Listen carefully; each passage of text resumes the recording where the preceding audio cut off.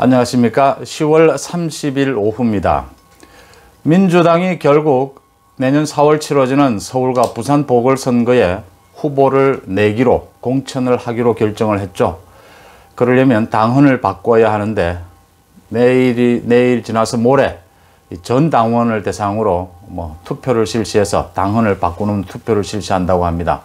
당연히 압도적인 당헌을 바꾸자라는 쪽으로 결론이 날 겁니다. 민주당의 이낙연 대표가 이 같은 결정을 어제 하면서 국민에게 사과를 드린다라고 했는데, 그래 말로만 할 게 아니고 민주당이 정말 뉘우치고 있고, 이 지금 성추행 선거 아닙니까? 성추행 선거, 성추행 보궐선거가 됐는데, 여기에 후보를 내려면 먼저 사과를 말로만 할 게 아니고 먼저 세 가지 점에 대해서 민주당의 생각, 입장, 각오를 밝혀야 된다, 이렇게 봅니다. 첫 번째는요, 문재인 대통령은 이 성추행 선거에 후보를 내는 것에 대해서, 그러기 위해서 당헌을 바꾸는 것에 대해서 어떤 입장이냐 하는 겁니다. 지금 자신들의 귀책 사유로 공직에 있던 사람이 사퇴를 하게 돼서 보궐선거가 치러지면 후보를 내지 않는다라고 하는 이 당헌은요, 5년 전에 문재인이 민주당 대표일 때 혁신을 한답시고, 대단한 혁신을 한답시고 만든 것입니다. 그래서 대단한 개혁을 한 것처럼 얘기하고, 그 당시에 야당이 후보를 낼 때, 야당은 이런 당헌이 없습니다. 야당이 후보를 낼 때 공격을 하고 난리를 쳤습니다. 문재인 대통령에게 최소한, 문재인 대통령은 우리 흔히 하는 얘기로 민주당의 1호 당원이지 않습니까? 문재인 대통령에게 이 부분에 대해서 어떻게 생각하는지 먼저 물어보고, 그 입장을 듣고 그 입장을 국민들에게 알리고 난 뒤에 당헌을 바꾸든지 후보를 내든지 해야 되는 게 순서 아니냐, 당연한 순서 아니냐, 이런 겁니다. 이낙연이 정말 사과를 할 뜻이 있다면, 민주당이 정말 사과를 할 뜻이 있다면 문재인 대통령이 어떤 입장인지부터 밝히고 난 뒤에 보궐선거 후보를 내든지 당헌을 바꾸든지 하시라라는 얘기입니다.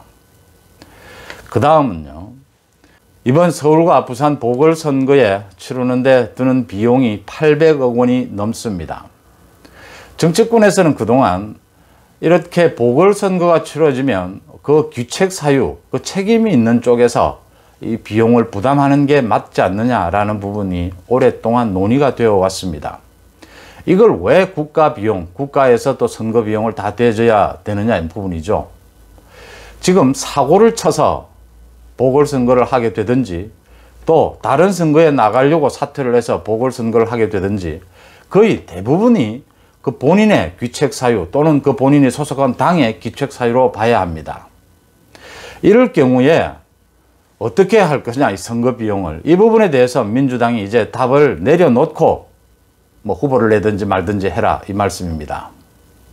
그동안 이게 정치권에서 논의가 될 때마다 자신들에게 부담이 오니까, 국회의원 자신들도 다 정치인 아닙니까? 앞으로 어떻게 될지 모르니까 가능하면 돈 드는 건 전부 예산으로 떠넘깁니다. 그 버릇이죠. 자기 돈 쓰는 거 제일 싫어합니다. 이번에 민주당 의원들 몇몇 보니까요, 후원금 걷는데 한 푼 줍쇼, 보좌관들이 김밥 먹고 굶고 있습니다. 그러면서 후원금을 걷더군요. 돈 아까운 거 아시잖아요. 예산을 여기 왜 800 몇십억이나 예산을 들여야 합니까? 이건 지금 다른 선거에 나가는 것도 아니고요, 박원순의 성추행, 오거돈의 성추행 때문에 지금 치러지는 선거입니다. 이 돈을 왜 예산으로 치러야 합니까? 민주당이 정말 후보를 내든지 말든지 하기 전에 먼저 이 부분에 대한 답부터 내려놓고요, 정말 귀책 사유로, 개인과 그 당의 귀책 사유로 보궐선거, 재선거를 치르게 되면 그 비용은 이젠 확실하게 당이나 개인이 부담한다라는 부분을 정해놓고 가야 되지 않겠느냐. 그게 상식 아니겠느냐, 이 말씀입니다. 그 다음, 박원순의 성추행, 오거돈의 성추행으로 부산과 서울 보궐선거가 치러집니다. 그런데 그 성추행에 대해서 지금 아직도 밝혀지지 않는 의혹이 사실은 90%가 넘습니다. 이제 드러난 밝혀진 건 10%도 채 안 돼요. 제가 보기에는요. 이 부분을 밝히고 이 부분을 다 드러내고 난 다음에 사과를 하고 뭐 당원을 바꾸고 뭐 후보를 내든지 하는 게 도리 아니냐, 순서 아니냐라는 겁니다. 박원순이 왜 사망을 했고요? 박원순이 사망하기 전에 그 피해자가 경찰에 고소를 했죠.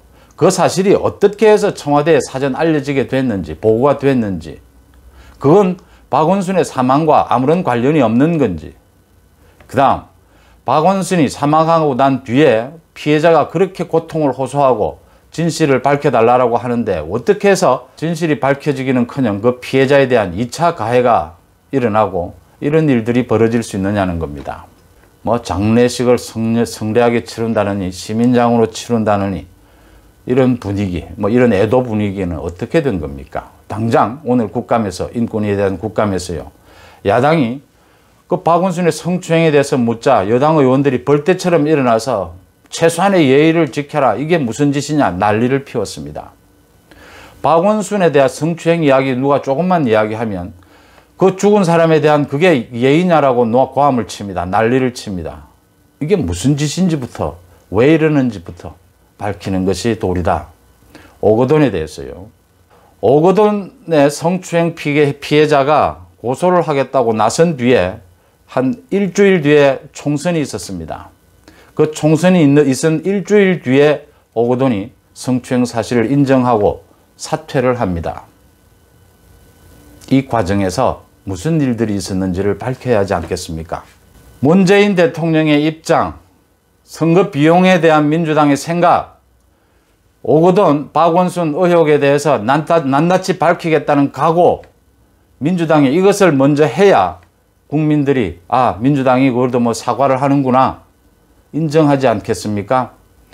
그 다음 뭐 당원을 고치든지 후보를 내든지 해야 되는 것이 순서다.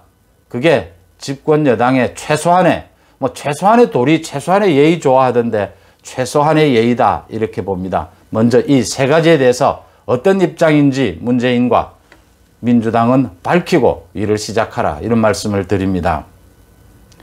민주당이 엄청난 역풍이 예상되는데도 불구하고 이 성추행 선거에 굳이 후보를 내려고 하는 이유는 어디에 있을까요? 탈당해서 무소속으로 출마하면 대부분 다 민주당 후보인 줄 알고 대충 알아서 다 투표가 될 텐데 왜 이러는 걸까요? 그만큼 서울 부산시장 선거가 중요하고 절대 만만치 않은 선거라고 보기 때문입니다. 특히 서울시장은요. 그래서 역풍이 불어서 욕을 먹더라도 민주당 이름으로 후보를 내서 전 당이 나서고 전 문재인 정부가 뒤에서 받쳐줄 때 이 선거는 그래도 좀 승산이 있다, 이렇게 판단한 겁니다. 서울시장 선거 사실은 여야 지금 뭐 각종 여론조사를 분석하면서 여야 백중세다 이렇게 봅니다. 저는 그렇게 보지 않습니다. 야당에 위험하다라고 봅니다. 부산시장 선거요, 부산의 여론의 흐름이 급격하게 바뀌고 있기 때문에 문재인 정부의 실정에 대해서 규탄하는 여론이 크기 때문에 뭐 가능성이 있다, 안심해도 된다 정도입니다. 저는 꼭 그렇게 보지 않습니다. 왜냐하면요, 서울과 부산시장에 민주당이 낼 후보들이 꽤 많습니다. 괜찮은 후보들이. 대신 야당이 낼 후보는 지금 많지 않습니다. 서로 하겠다고 지금 뛰어들고 있지만 경쟁력에서 믿을 수 없습니다. 둘째, 문재인 정부는 지금요, 이 선거를 이기기 위해서 무슨 일이든지 할 수 있는 자세입니다. 태도입니다. 지난 총선에서 보셨지 않습니까? 지금 추미애 조국이 하고 있는 행태에서 보시지 않습니까?